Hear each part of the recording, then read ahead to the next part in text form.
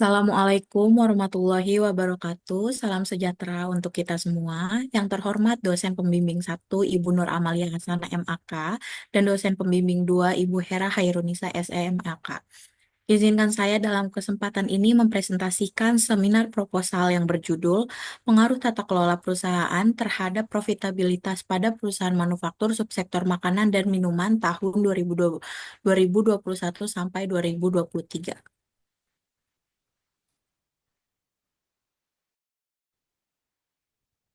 Latar belakang dalam penelitian ini, sektor manufaktur memiliki peran penting dalam pemulihan ekonomi, menyumbang 18,67 terhadap PDB pada tahun 2023 dan menerima 42% dari total investasi nasional dalam informasi yang disajikan oleh Badan Pusat Statistik. Profitabilitas perusahaan manufaktur dapat diukur dengan menggunakan rasio profitabilitas yang menilai efektivitas manajemen dalam menghasilkan laba menurut Weston dan Copeland tahun 2010. Penerapan tata kelola yang efektif dapat meningkatkan kepercayaan investor yang pada akhirnya dapat mengevaluasi peningkatan kinerja perusahaan.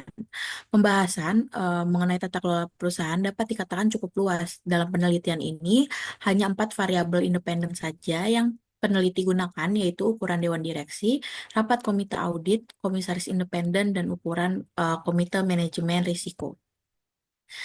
Pertama, ada Dewan Direksi. Dewan Direksi memiliki peran penting dalam keberhasilan komunikasi internal dan hubungan eksternal perusahaan yang dapat mempengaruhi kinerja dan tata kelola perusahaan. Namun, dalam pelaksanaannya sering terjadi masalah seperti gangguan, kesulitan koordinasi, dan pengambilan keputusan. Rapat komite audit bertujuan meningkatkan komunikasi antar anggota serta membantu memastikan kepatuhan terhadap aturan yang berpotensi meningkatkan kepercayaan investor. Namun, frekuensi rapat komite audit tidak selalu mencerminkan efektivitasnya dalam mempengaruhi kinerja keuangan. Karena keberadaan komite audit seringkali hanya memenuhi standar aturan tanpa menjalankan fungsinya secara optimal. Keberadaan komisaris independen dan komite manajemen risiko memiliki peran penting dalam tata kelola perusahaan, seperti meningkatkan akuntabilitas, pengawasan, dan profitabilitas. Komisaris independen dapat memberikan rasa aman bagi investor melalui pengawasan yang efektif. Namun, efektivitasnya bergantung pada prosedur pemilihan dan jumlah yang memadai. Jika tidak, komisaris independen berpotensi hanya menjadi formalitas tanpa memiliki dampak yang signifikan terhadap keuangan perusahaan. Komite Manajemen Risiko bertanggung jawab memberikan rekomendasi, kebijakan, serta evaluasi pelaksanaan manajemen risiko yang dapat mempengaruhi profitabilitas perusahaan jika dilakukan secara efektif.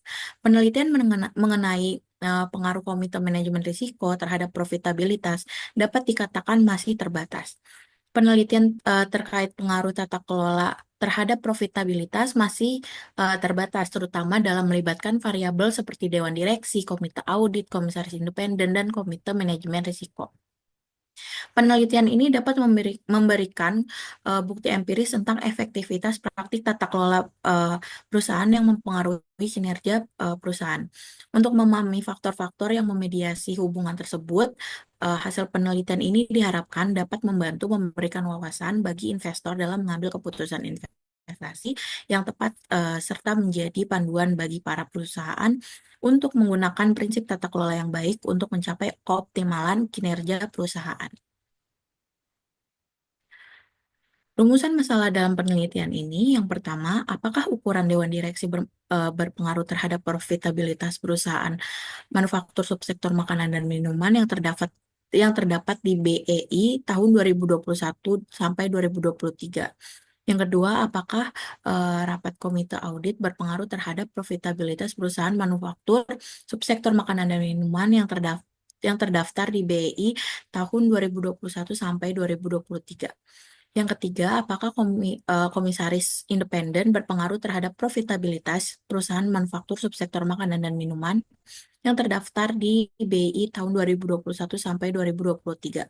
Dan yang terakhir, apakah ukuran komite manajemen risiko berpengaruh terhadap profitabilitas perusahaan manufaktur subsektor makanan dan minuman yang terdaftar di BI tahun 2021 sampai 2023? Tujuan penelitian dalam penelitian yang saya ambil yaitu pertama menganalisis pengaruh ukuran Dewan Direksi terhadap profitabilitas perusahaan manufaktur subsektor makanan dan minuman yang terdaftar di BI tahun 2021 sampai 2023. Yang kedua, menganalisis pengaruh rapat komite audit terhadap profitabilitas perusahaan manufaktur subsektor makanan dan minuman yang terdaftar di BI tahun 2021 sampai 2023. Yang ketiga, menganalisis pengaruh komisaris independen terhadap profitabilitas perusahaan manufaktur subsektor makanan dan minuman yang terdaftar di BI tahun 2021 sampai 2023. Dan yang terakhir, menganalisis pengaruh ukuran Komite Manajemen Risiko terhadap profitabilitas perusahaan manufaktur subsektor makanan dan minuman yang terdaftar di BI tahun 2021 sampai 2023. Manfaat penelitian yang saya ambil yang pertama, pada aspek teoritis penelitian ini memberikan kontribusi signifikan terhadap teori agensi yang menjelaskan bagaimana manajemen tata kelola perusahaan yang efektif dapat mengurangi konflik antar manajemen dan pemegang saham serta meningkatkan efisiensi operasional dalam bisnis. Yang kedua, dalam aspek praktis bagi peneliti ini diharapkan dapat menambah wawasan dan pengetahuan akademis dengan memberikan bukti empiris tentang bagaimana praktik tata kelola perusahaan yang mempengaruhi profitabilitas perusahaan. Bagi perusahaan, penelitian ini diharapkan dapat memberikan kontribusi pada perusahaan sebagai bahan literasi panduan terhadap bisnis yang ingin meningkatkan efisiensi operasional dan profitabilitas yang menganalisis hubungan dengan tata kelola perusahaan. Dan bagi investor, penelitian ini diharapkan dapat membantu investor dalam menentukan keputusan investasi yang lebih baik dengan memahami dengan baik hubungan tata kelola perusahaan dengan profitabilitas. Teori pendukung pada penelitian ini, di sini saya menggunakan satu teori, yaitu teori keagenan atau agensi teori. Teori ini memiliki hal mendasar bahwa antar pihak manajer dan pemilik kepentingan dari masing-masing pihak dan manajer bertindak sebagai agen yang secara konsisten berusaha untuk memaksimalkan kekayaan dengan membantu pemilik perusahaan. Teori ini dibawa oleh Jensen dan Mackling tahun 1976 dan teori ini memang sudah banyak digunakan sebagai acuan teori dalam penelitian-penelitian terdahulu. Teori ini memiliki peran dalam manajemen tata kelola perusahaan, terutama dalam hubungan antara pemegang saham dan manajemen. Teori ini menjelaskan bahwa konflik kepentingan antara kedua pihak manajemen mungkin tidak selalu sejalan dengan kepentingan investor saham. Penelitian ini variabel yang mengukur tata kelola perusahaan menggunakan 4 variabel yaitu Dewan Direksi, Komite Audit, Komisaris Independen, dan Komite Manajemen Risiko. Kita masuk ke bagian kajian pustaka. Pada penelitian ini, tata kelola perusahaan didefinisikan menjadi suatu sistem pengendali internal dalam perusahaan yang bertujuan meminimalkan risiko yang signifikan guna mendukung tujuan bisnis perusahaan dari segi pengamanan aset perusahaan dan meningkatkan jumlah uang yang diinvestasikan pada saham yang dalam jangka waktu yang panjang. Selanjutnya, untuk Dewan Direksi merupakan sekumpulan individu yang ditugaskan untuk mengelola dan memimpin perseroan. Dewan Direksi merupakan komponen penting dalam struktur perusahaan yang memiliki fungsi dalam pengawasan aktivitas perusahaan. Dewan Direksi dipilih oleh pemegang saham sebagai wakilnya dalam perusahaan. Rapat Komite Audit adalah kelompok profesional independen yang dibentuk dan bertanggung jawab kepada Dewan Komisaris. Untuk membantu pelaksanaan fungsi pengawasan, termasuk memastikan tata kelola perusahaan yang baik, komite ini mengadakan rapat berkala setidaknya sekali dalam 3 bulan, dengan kehadiran minimal separuh anggota sebagai syarat quorum. Keputusan rapat diambil melalui musyawarah mufakat dan hasilnya dituangkan dalam risalah rapat yang ditandatangani seluruh peserta, kemudian dilaporkan kepada Dewan Komisaris. Komite audit juga berperan meninjau laporan keuangan, kepatuhan terhadap regulasi, serta efektivitas pengendalian internal dan audit guna meningkatkan akuntabilitas perusahaan. Komisaris independen merupakan dewan yang tidak memiliki hubungan keluarga dengan direktur, anggota komite lain, atau pemegang saham. Komite independen tidak memiliki keterkaitan yang dipengaruhi oleh koneksi lain atau hal lain yang dapat meningkatkan kemampuan mereka untuk bertindak demi kepentingan terbaik perusahaan. Selanjutnya, untuk komite manajemen risiko didefinisikan sebagai proses menganalisis potensi risiko bisnis, pengurangan risiko bisnis, pengendalian risiko bisnis, dan tingkat toleransi risiko serta memastikan tercapainya tujuan perusahaan tersebut. Selain itu, menurut teori agensi, komite manajemen risiko memiliki persentase dalam meningkatkan kinerja keuangan yang dapat mengurangi konflik kepentingan dan mengawasi manajemen perusahaan. Dalam penelitian ini terdapat 4 hipotesis. Yang pertama, hipotesis pertama, ukuran dewan direksi berpengaruh terhadap profitabilitas. Hipotesis kedua, rapat komite audit berpengaruh terhadap profitabilitas. Hipotesis ketiga, komisaris independen berpengaruh terhadap profitabilitas. Hipotesis empat, komite manajemen risiko berpengaruh terhadap profitabilitas. Berdasarkan hipotesis yang telah disebutkan tadi, berikut gambar dari kerangka konseptual yang telah dibuat oleh peneliti.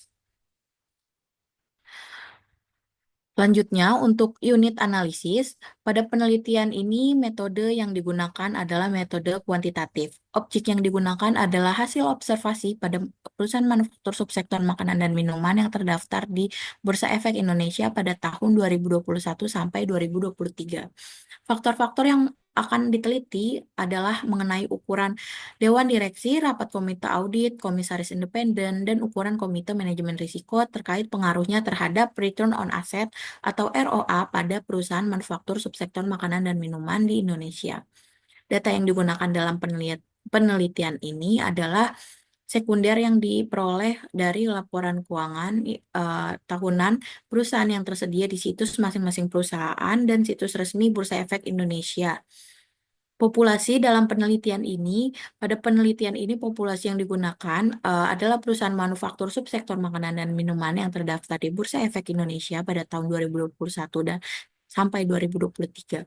Berdasarkan data yang tersedia, jumlah populasi sebanyak 71 perusahaan. Sampel penelitian, dalam penelitian ini metode sampel yang digunakan adalah purposive sampling. Berikut kriteria yang dipilih oleh penelitian dalam menentukan sampel sebagai berikut. Yang pertama, perusahaan manufaktur subsektor makanan minuman yang terdaftar di BI tahun 2021 sampai 2023. Yang kedua, perusahaan manufaktur subsektor makanan dan minuman yang mengeluarkan laporan keuangan tahunan periode tahun 2021 sampai 2023 secara berturut-turut.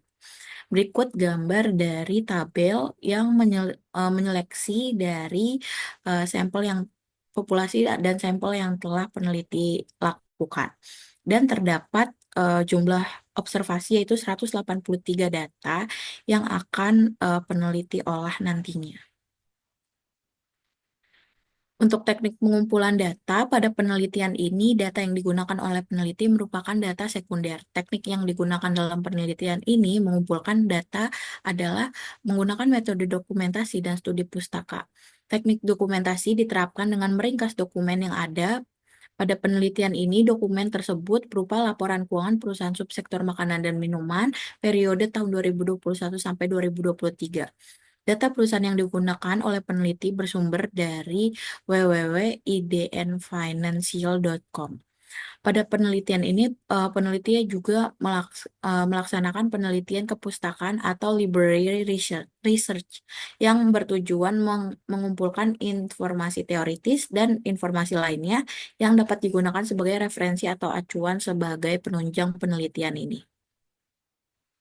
Selanjutnya untuk operasional variabel penelitian, untuk variabel terikat dependent variable yang digunakan adalah return on asset atau ROA atau rasio profitabilitas yang mengukur kemampuan perusahaan untuk menghasilkan laba dari penjualan semua aset atau sahamnya. Mengacu pada penelitian sebelumnya, rumus ROA adalah laba bersih dibagi total aset dikali 100%. Selanjutnya, untuk operasional variabel penelitian, variabel bebas atau independen variabel, yang pertama ukuran dewan direksi. Dalam penelitian ini, ukuran dewan direksi sebagai X1 dan mengacu pada penelitian sebelumnya, ukuran dewan direksi diukur dengan jumlah dewan direksi dalam perusahaan tersebut. Selanjutnya, untuk rapat komite audit pada penelitian ini sebagai X2 dan mengacu pada penelitian sebelumnya, rapat komite audit diukur dengan jumlah rapat komite audit dalam 1 tahun.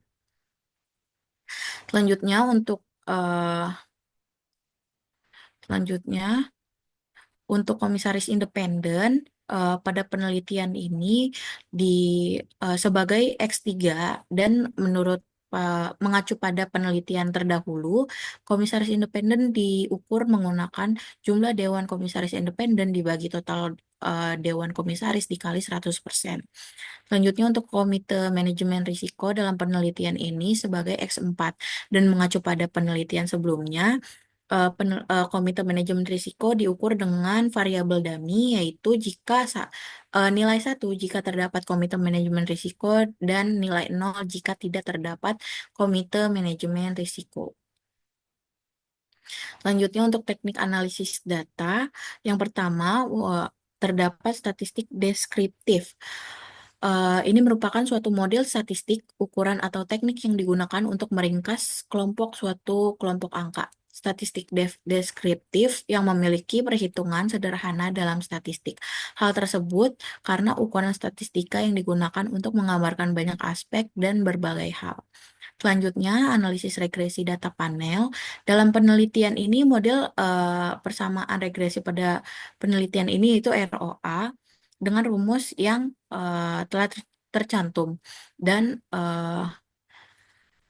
penjelasan yang telah dicantum oleh peneliti. Selanjutnya, dalam menganalisis data panel dapat dilakukan dengan teknik yang pertama OLS, yang kedua fixed effect, dan yang ketiga random effect. Dalam menentukan teknik model yang akan digunakan dalam penelitian, dilakukan seleksi melalui uji spesifikasi model sebagai berikut. Yang pertama, uji Chow, yang kedua, uji Hausman, dan yang ketiga, uji Lagrange multiplier. Pada pengujian ini, taraf signifikasi yaitu 0,05 atau 5% karena tidak menggunakan arah. Pengujian ini dilakukan untuk dalam menentukan model common effect, fixed effect, atau random effect yang akan digunakan dalam penelitian ini.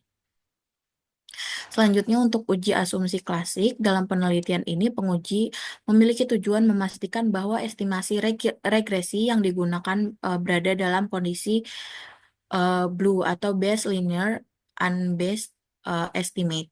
Terdapat 4 uji asumsi yang akan dilakukan oleh peneliti. Yang pertama, uji normalitas, yang kedua, uji autokorelasi, yang ketiga, uji multikolinearitas, dan yang keempat, uji heterosdasticitas. Dan yang selanjutnya ada uji hipotesis. Dalam penelitian ini, pengujian hipotesis dilakukan dengan tujuan untuk mengetahui besarnya pengaruh variabel terkait.